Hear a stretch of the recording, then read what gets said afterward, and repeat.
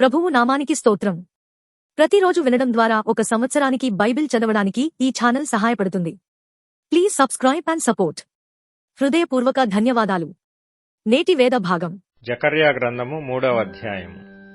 మరియు యెహోవా దూత ఎదుట ప్రధాన యాజకుడైన యెహోషువ నిలువబడుటయు, సాతాను ఫిర్యాది అయి అతని కుడిపార్శ్వమున నిలువబడుటయు అతడు నాకు కనపరచెను. సాతాను, యెహోవా నిన్ను గద్దించును, యెరూషలేమును కోరుకొను, యెహోవా నిన్ను గద్దించును, ఇతడు అగ్నిలో నుండి తీసిన కొరవి వల్లెనే ఉన్నాడు గదా అని యెహోవా దూత సాతానుతో అనెను. యెహోషువ మలిన వస్త్రములు ధరించినవాడై దూత సముఖములో నిలువబడి ఉండగా, దూత దగ్గర నిలిచియున్న వారిని పిలిచి, ఇతని మైల బట్టలు తీసివేయుడని ఆజ్ఞాపించి, నేను దోషమును పరిహరించి ప్రశస్తమైన వస్త్రములతో నిన్ను అలంకరించుచున్నాను అని సెలవిచ్చెను. అతని తలమీద తెల్లని పాగా పెట్టించుడని నేను మనవి చేయగా, వారు అతని తలమీద తెల్లని పాగా పెట్టి వస్త్రములతో అతనిని అలంకరించిరి. యెహోవా దూత దగ్గర నిలుచుండెను. అప్పుడు యెహోవా దూత యెహోషువకు ఈలాగు ఆజ్ఞ ఇచ్చెను. సైన్యములకు అధిపతియగు యెహోవా సెలవిచ్చినదేమనగా, నా మార్గములలో నడుచుచు నేను నీకప్పగించిన దానిని భద్రముగా గైకొనిన ఎడల నీవు నా మందిరము మీద అధికారివై నా ఆవరణములను కాపాడువాడవగుదువు. మరియు ఇక్కడ నిలువబడు వారికి కలిగినట్లు నా సన్నిధిని నిలుచు భాగ్యము నీకిత్తును. ప్రధాన యాజకుడువైన యెహోషువ నీ ఎదుట కూర్చుండు. నీ సహకారులు సూచనలుగా ఉన్నారు. నీవును వారును నా మాట ఆలకింపవలెను. ఏదనగా, చిగురు అను నా సేవకుని నేను రప్పింపబోవుచున్నాను. యెహోషువ ఎదుట నేనుంచిన రాతిని తేరి చూడుడి. ఆ రాతికి 7 నేత్రములున్నవి. దాని చెక్కడపు పని చేయువాడను నేను. ఇదే సైన్యములకు అధిపతియగు యెహోవా వాక్కు. మరియు ఒక దినములోగానే నేను ఈ దేశము యొక్క దోషమును పరిహరింతును. ఆ దినమున ద్రాక్ష చెట్ల క్రిందను అంజూరపు చెట్ల క్రిందను కూర్చుండుటకు మీరందరూ ఒకరినొకరు పిలుచుకొని పోవుదురు. ఇదే సైన్యములకు అధిపతియగు యెహోవా వాక్కు. జకర్యా గ్రంథము 4వ అధ్యాయం. నాతో మాటలాడుచున్న దూత తిరిగి వచ్చి నిద్రపోయిన యొకని లేపినట్లు నన్ను లేపి, నీకు ఏమి కనబడుచున్నదని ఎడుగగా, నేను సువర్ణమయమైన దీపస్తంభమును, దానిమీద ఒక ప్రమిదియును, దీపస్తంభమునకు 7 దీపములను, దీపమునకు 7 గొట్టములను కనబడుచున్నవి. మరియు 2 ఒలీవ చెట్లు దీపస్తంభమునకు కుడి ప్రక్క ఒకటియు ఎడమ ప్రక్క ఒకటియు కనబడుచున్నవని చెప్పి, నా ఏలినవాడా, ఇదేమిటి అని నాతో మాట్లాడుచున్న దూతనడిగితిని. నాతో మాట్లాడుచున్న దూత, ఇదేమిటో నీకు తెలియదా అని నన్నడుగుగా, నేను, నా ఏలినవాడా, నాకు తెలియదంటిని. అప్పుడతడు నాతో ఇట్లనెను, జెరుబ్బాబెలునకు ప్రత్యక్షమగు యెహోవా వాక్కు ఇదే. శక్తి చేతనైనను బలము చేతనైనను కాక నా ఆత్మ చేతనే ఇది జరుగునని సైన్యములకు అధిపతియగు యెహోవా సెలవిచ్చెను. గొప్ప పర్వతమా, జెరుబ్బాబెలును అడ్డగించుటకు నీవు ఏమాత్రపు దానవు? నీవు చదును భూమి వగుదువు. కృప కలుగునుగాక, కృప కలుగునుగాక అని జనులు కేకలు వేయగా, అతడు పైరాయి తీసుకొని పెట్టించును. యెహోవా వాక్కు మరలా నాకు ప్రత్యక్షమై ఇలాగు సెలవిచ్చెను, జెరుబ్బాబెలు చేతులు ఈ మందిరపు పునాది వేసియున్నవి. అతని చేతులు ముగించును. అప్పుడు సైన్యములకు అధిపతియగు యెహోవా నన్ను మీ యొద్దకు పంపియున్నాడని నీవు తెలుసుకొందువు. కార్యములు అల్పములై యున్న కాలమును తృణీకరించిన వాడెవడు? లోకమంతటను సంచారము చేయు యెహోవా యొక్క 7 నేత్రములు జెరుబ్బాబెలు చేతిలో గుండు నూలుండుట చూచి సంతోషించును. దీపస్తంభమునకు ఇరుప్రక్కల నుండు ఈ 2 ఒలీవ చెట్లు ఏమిటి అనియు, 2 బంగారపు కొమ్ములలో నుండి సువర్ణ తైలమును కుమ్మరించు ఒలీవ చెట్లకున్న 2 కొమ్మలను ఏమిటివనియు నేనతని నడుగగా, అతడు నాతో, ఇవేమిటివని నీకు తెలియదాయనెను. నా ఏలినవాడా, నాకు తెలియదని నేననగా, అతడు వీరిద్దరూ సర్వలోకనాథుడగు యెహోవా యొద్ద నిలువబడుచు తైలము పోయివారై యున్నారనెను. జకర్యా గ్రంథము 5వ అధ్యాయము. నేను మరలా తేరి చూడగా ఎగిరిపోవు పుస్తకం ఒకటి నాకు కనబడెను. నీకేమి కనబడుచున్నదని అతడు నన్నడుగగా, నేను 20 మూరల నిడివియు 10 మూరల వెడల్పును గల ఎగిరిపోవు పుస్తకం ఒకటి నాకు కనబడుచున్నదంటిని. అందుకతడు నాతో ఇట్లనెను, ఇది భూమి అంతటి మీదికి బయలువెళ్ళు శాపమే. దానికి ఒక ప్రక్కను వ్రాసియున్న దానిని బట్టి దొంగిలు వారందరూ కొట్టివేయబడుదురు. రెండవ ప్రక్కను వ్రాసియున్న దానిని బట్టి అప్రమాణికులందరూ కొట్టివేయబడుదురు. ఇదే సైన్యములకు అధిపతియగు యెహోవా వాక్కు. నేనే దాని బయలుదేరజేయుచున్నాను.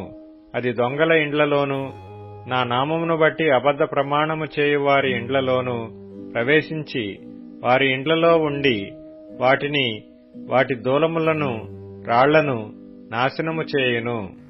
అప్పుడు నాతో మాట్లాడుచున్న దూత బయలువెళ్లి, నీవు నిదానించి చూచి యువతలకు వచ్చినదేమిటో కనిపెట్టుమని నాతో చెప్పగా, ఇదేమిటి అని నేనడిగితిని. అందుకతడు, ఇది కొల, ఇది బయలువెళ్ళు తూము అనెను. మరియు లోకమంతటను జనులు ఈలాగున కనబడుదురని చెప్పెను. అప్పుడు సీసపు బిళ్లను తీయగా కొల తూములో కూర్చున్న యొక్క స్త్రీ కనబడెను. అప్పుడతడు, ఇది దోషమూర్తి అని నాతో చెప్పి తూములో దాని పడవేసి సీసపు బిళ్లను తూము మీద నుంచెను. నేను మరలా తేరి చూడగా 2 స్త్రీలు బయలుదేరిరి. శంకుబుడి కొంగ రెక్కల వంటి రెక్కలు వారికుండెను. గాలి వారి రెక్కలను ఆడించుచుండెను. వారు వచ్చి తూమును భూమి ఆకాశముల మధ్యకు ఎత్తి దాని మోసిరి. వీరు ఈ తూమును ఎక్కడికి తీసుకుని పోవుదురని నాతో మాట్లాడుచున్న దూతను నేనడుగగా, షీనారు దేశమందు దానికొక సాలను కట్టుటకు వారు పోవుచున్నారు. అది సిద్ధమైనప్పుడు అక్కడ దానిని పీఠము మీద పెట్టి ఇంచుదురని అతడు నాకుత్తరమిచ్చెను. ప్రకటన గ్రంథము 18వ అధ్యాయము. అటు తరువాత మహాధికారము గల వేరొక దూత పరలోకము నుండి దిగివచ్చుట చూచితిని. అతని మహిమ చేత భూమి ప్రకాశించెను. అతడు గొప్ప స్వరముతో ఆర్భటించి ఇట్లనెను, మహాబబులోను కూలిపోయెను. అది దయ్యములకు నివాస స్థలమును, ప్రతి అపవిత్రాత్మకు ఉనికి పట్టును, అపవిత్రమును అసహ్యమునైన ప్రతి పక్షికి ఉనికి పట్టును ఆయను. ఏలయనగా సమస్తమైన జనములు మహోద్రేకముతో కూడిన దాని వ్యభిచార మద్యమును త్రాగి పడిపోయిరి. భూరాజులు దానితో వ్యభిచరించిరి. భూలోకమందలి వర్తకులు దాని సుఖభోగముల వలన ధనవంతులైరి.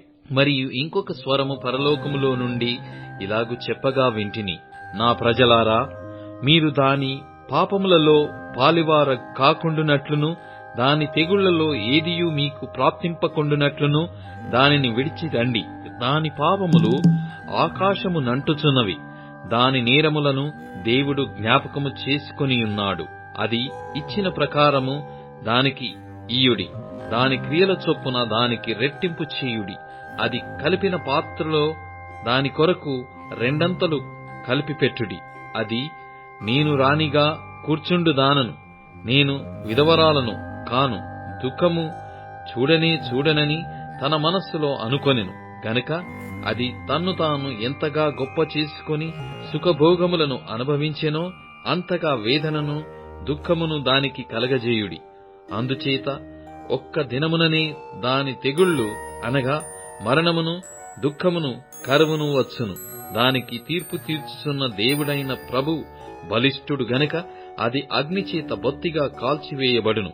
దానితో వ్యభిచారము చేసి సుఖభోగములను అనుభవించిన భూరాజులు దాని బాధ చూచి భయాక్రాంతులై దూరమున నిలవబడి దాని దహన ధూమమును చూచునప్పుడు దాని విషయమై రొమ్ము కొట్టుకొనుచు ఏడ్చుచు, అయ్యో అయ్యో బబులోను మహాపట్టణమా, బలమైన పట్టణమా, ఒక్క గడియలోనే నీకు తీర్పు వచ్చెను గదా అని చెప్పుకొందురు.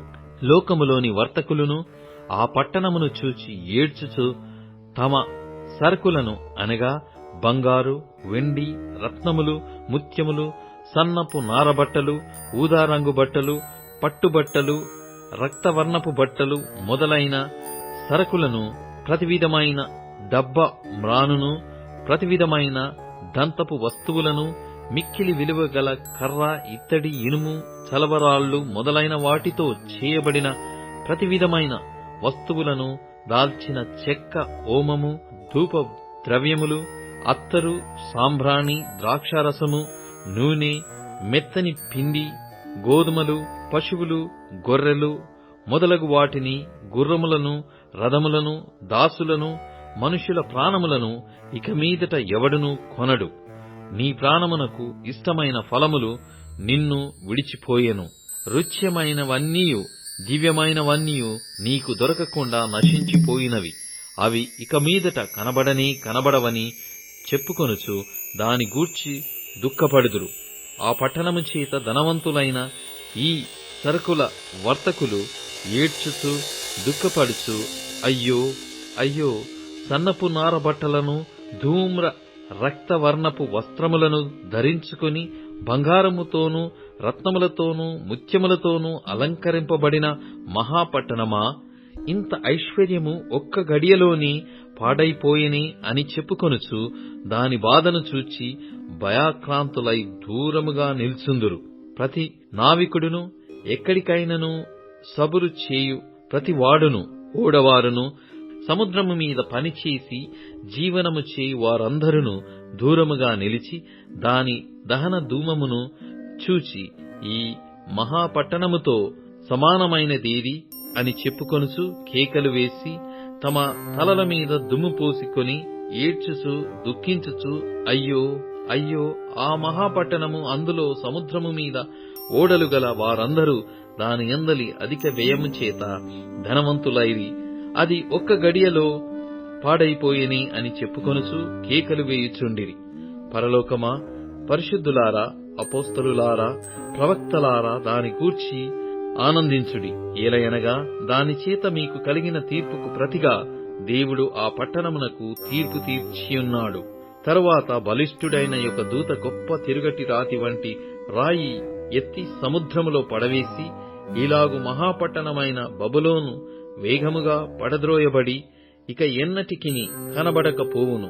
నీ వర్తకులు భూమి మీద గొప్ప ప్రభువులయ్యుండిరి. జనములన్నీయు నీ మాయమంత్రముల చేత మోసపోయిరి.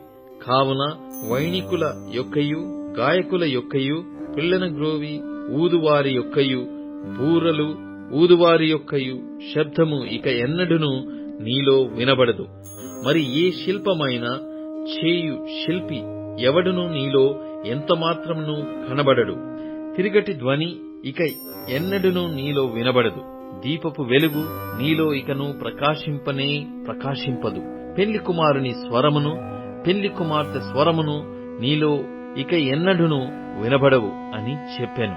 మరియు ప్రవక్తల యొక్కయు, పరిశుద్ధుల యొక్కయు, భూమి మీద వధింపబడిన వారందరి యొక్కయు రక్తము ఆ పట్టణములో కనబడెననెను.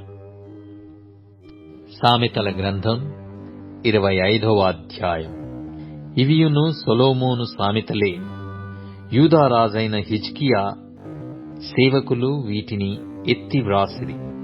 సంగతి మరుగు చేయుట దేవునికి ఘనత, సంగతి శోధించుట రాజులకు ఘనత. ఆకాశముల ఎత్తును, భూమి లోతును, రాజుల అభిప్రాయమును అగోచరములు. వెండిలోని మస్తు తీసివేసిన ఎడల పుటము వేయువాడు పాత్ర ఒకటి సిద్ధపరచును.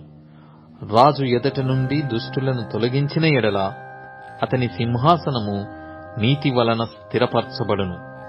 రాజు ఎదుట డంబము చూపకుము, గొప్పవారున్న చోట నిలవకుము.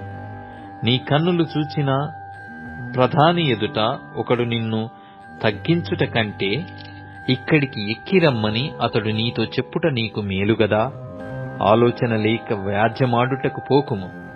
నీ పొరుగువాడు నిన్ను అవమానపరచి దాని అంతమున ఇక నీవేమి చేయుదవని నీతో అనునేమో. నీ పొరుగువానితో నీవు వ్యాజ్యమాడవచ్చును గాని పరినిగొట్టు బయట పెట్టకుము. బయట పెట్టిన ఎడల వినువాడు నిన్ను అవమానపర్చునేమో. అందువలన నీకు కలిగిన అపకీర్తి ఎన్నటికినీ పోకుండును. సమయోచితముగా పలకబడిన మాట చిత్రమైన వెండి పల్లెములలో నుంచబడిన బంగారు పండ్ల వంటిది. బంగారు కర్ణభూషణమెట్టిదో, అపరంజి ఆభరణమెట్టిదో వినువాని చెవికి జ్ఞానము గల ఉపదేశకుడు అట్టివాడు. నమ్మకమైన దూత తనను పంపువారికి కోతకాలపు మంచు చల్లదనము వంటివాడు. వాడు తన యజమానుల హృదయమును తెప్పరిల్లజేయును. కపట మనస్సుతో దానమిచ్చి డంబము చేయువాడు వర్షము లేని మబ్బును గాలిని పోలియున్నాడు. దీర్ఘశాంతము చేత న్యాయాధిపతిని ఒప్పించవచ్చును. సాత్వికమైన నాలుక ఎముకలను నలుగగొట్టును. తేనె కనుగొంటివా, తగినంత మట్టికి త్రాగుము. అధికముగా త్రాగిన ఎడల కక్కివేయుదువేమో. మాటిమాటికి నీ పొరుగువాని ఇంటికి వెళ్ళకుము. అతడు నీ వలన విసికి నిన్ను ద్వేషించునేమో. తన పొరుగువాని మీద కూట సాక్ష్యము పలుకువాడు సమ్మెటను ఖడ్గమును వాడిగల అంబును పోలినవాడు. శ్రమకాలములో విశ్వాసఘాతకుని ఆశ్రయించుట విరిగిన పళ్లతోనూ కీలు పసలిన కాలుతోనూ సమానము. దుఃఖచిత్తునికి పాటలు వినిపించువాడు చలిదినమున పైబట్ట తీసివేయువానితోనూ సూర్యకారము మీద చిరకపోయి వానితోనూ సమానుడు. నీ పగవాడు ఆకలిగొనిన ఎడల వానికి భోజనము పెట్టుము. దప్పికొనిన ఎడల వానికి దాహమిమ్ము. అట్లు చేయుట చేత వాని తల మీద నిప్పులు కుప్పగా పోయుదువు. యెహోవా అందుకు నీకు ప్రతిఫలమిచ్చును. ఉత్తరపు గాలి వాన పుట్టించును. కొండెగాని నాలుక కోపదృష్టి కలిగించును. గయ్యాలితో పెద్దని ఇంట నుండుట కంటే మిద్దె మీదనొక మూలను నివసించుట మేలు. దప్పిగొనిన వానికి చల్లని నీరు ఎట్లుండునో దూరదేశము నుండి వచ్చిన శుభ సమాచారము అట్లుండును. కలకలు చేయబడిన ఊటయు చెడిపోయిన బుగ్గయు నీతిమంతుడు దుష్టునికి లోబడుటయు సమానములు. తేనెనధికముగా త్రాగుట మంచిది కాదు. దుర్లభమైన సంగతి పరిశీలన చేయుట ఘనతకు కారణము. ప్రాకారము లేక పాడైన పురము ఎంతో తన మనస్సును అణుచుకొనలేనివాడును అంతే.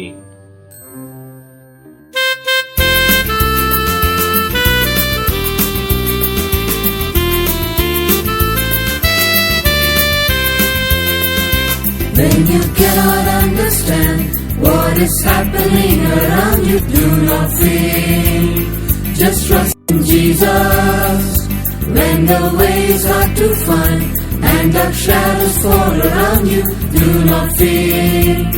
Just trust in Jesus. When you cannot understand what is happening around you, do not fear. Just trust in Jesus.